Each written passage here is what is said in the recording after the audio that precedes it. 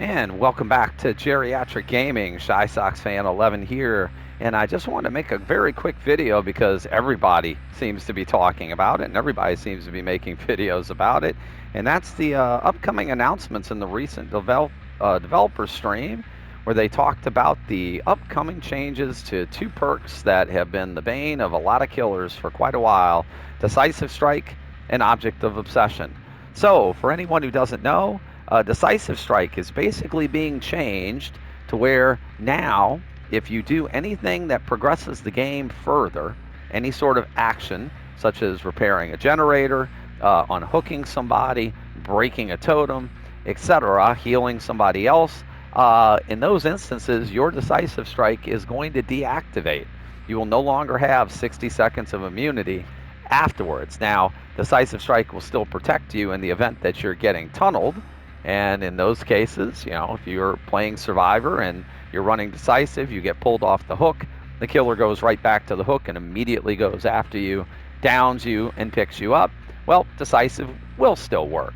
So that's a change that has been talked about for quite a while. Decisive has been very much a controversial perk for quite a long time now. It's been definitely in the meta for all Survivor builds for the longest time, pretty much almost since, even throughout changes, almost since the original DLC was released.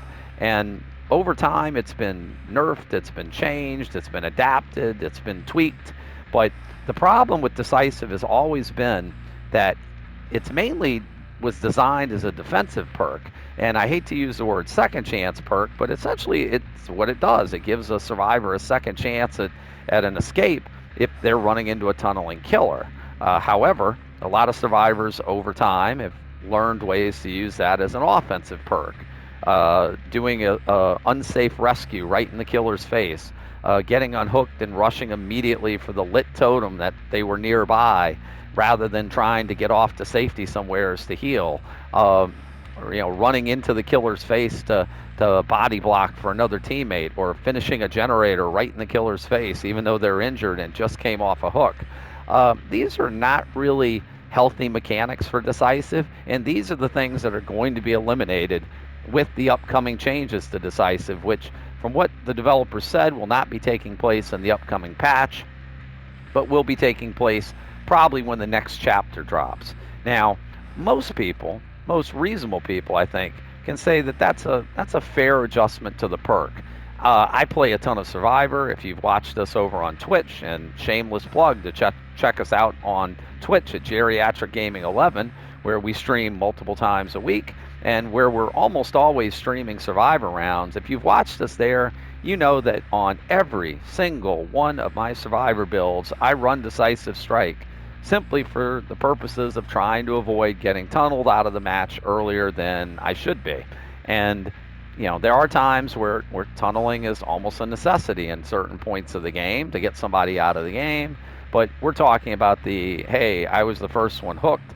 There's 4 generators left to go. It's early in the match, and the killer is basically trying to bump me out of the match as quickly as possible, and ignoring people that are injured to focus on me, ignoring the person who takes me off the hook to focus on me. That's why I run Decisive as a Survivor. I very, very, very, very rarely have ever used it in an offensive manner, but I'm not going to lie, even I've used it in that fashion, and that's really kind of abuse of the perk.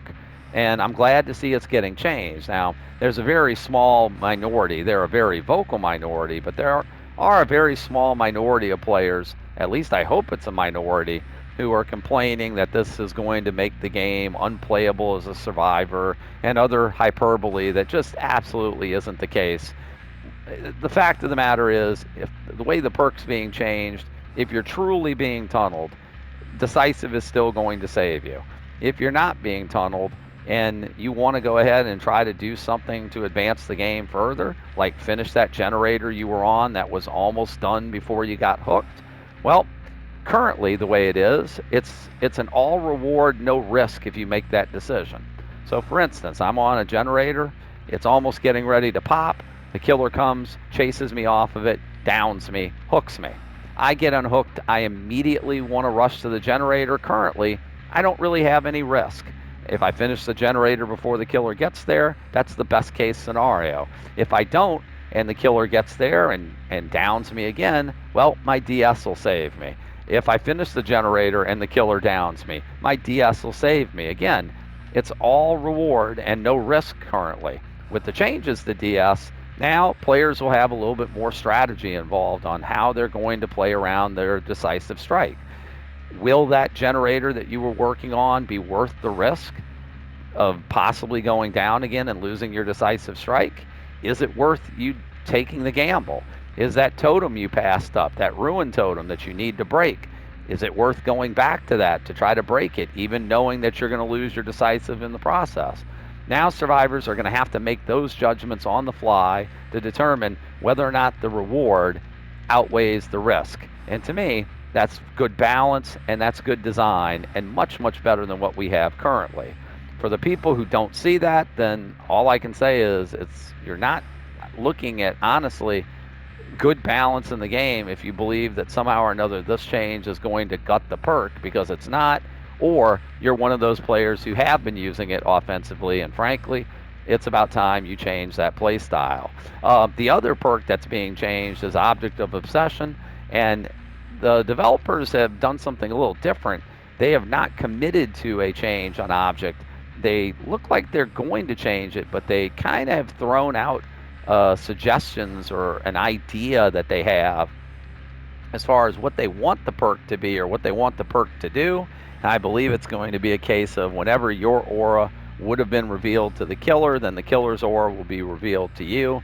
It's basically going to still give the object user information on the killer's whereabouts and could still be a pretty powerful perk, but it's going to be nowhere near as abusive as the current object is.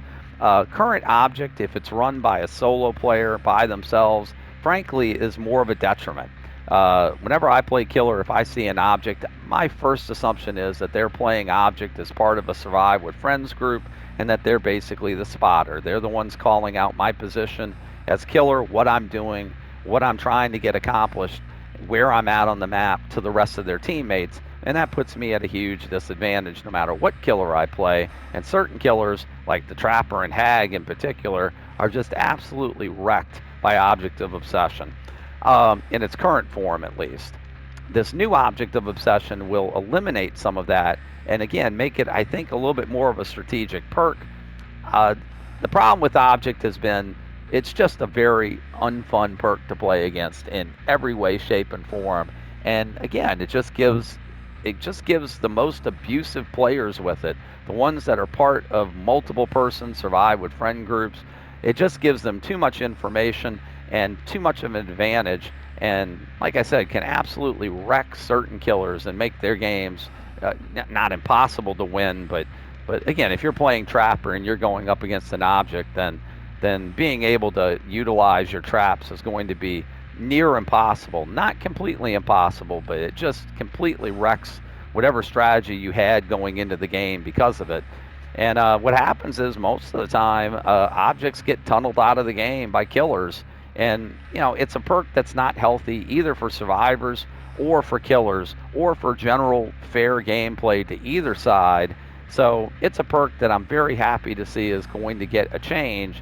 Now, whether or not it's the change that the developers are talking about, they're the proposed change that they're kind of floating out there to see what the community thinks about it, we'll wait and see. But it is a positive sign that apparently, despite developer comments in certain streams and certain question and answer sessions, that Object was not really a problematic perk because, well, people who ran Object died most of the time. That was a very myopic look at the way Object worked and ignored the reason why those Object users died most of the time. It's good to see that maybe they learned from that statement. Maybe they learned from the community's reaction to that statement, which was frankly that there was a complete disconnect apparently between the way Object really worked and the way the developmental team, or at least that specific developer, viewed the perk. The fact that they're kind of soliciting some community feedback before a perk change in this case is actually something positive, and I hope Behavior does that in the future when it comes to game mechanics, gameplay, perks, and the like. there's going to be fringe elements on both sides. There are going to be killer fringe elements and survivor fringe elements. When they announced the Undying nerf, a nerf which, by the way, I did not agree with in the form that they made it. When they announced the Mori nerf, again, a change that I thought needed to be made, but I think they went overkill with it. I didn't agree with it, but it's what it is, and you adapt and you play around those things. But obviously, there were people who played killer who went completely overboard and over the top with their reactions to it. And now we're seeing similar over the top reactions by people that play survivor. And my recommendations to both sides is that you're going to see adjustments in gameplay. You're going to see adjustments in perks, particularly when things are either overpowered or overused or unhealthy for the game. And those are just things that if you're a good player or you want to be a good player, you have to adapt to. And if you've watched rounds on my channel, for instance, you know that I run Ruin and Undying with a lot of my builds. I've been slowly moving away from that, testing other builds on different killers to see what's going to work best with who, to kind of adapt to that. And I have some plans when the patch actually goes through. But adapting and changing to the environment is what makes a really good player.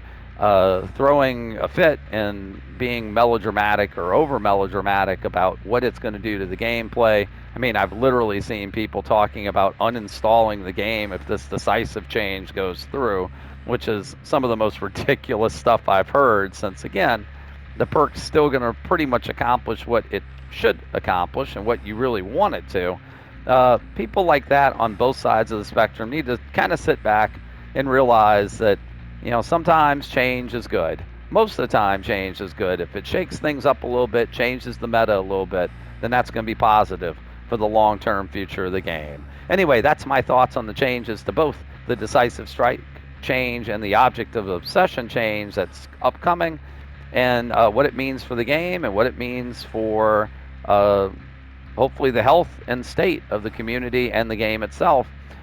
Feel free to drop your comment below. Tell me what you think about the Decisive Strike nerf, what you think about the Object of Obsession change that's coming, and if you don't agree with it, why, and what you would do differently with it.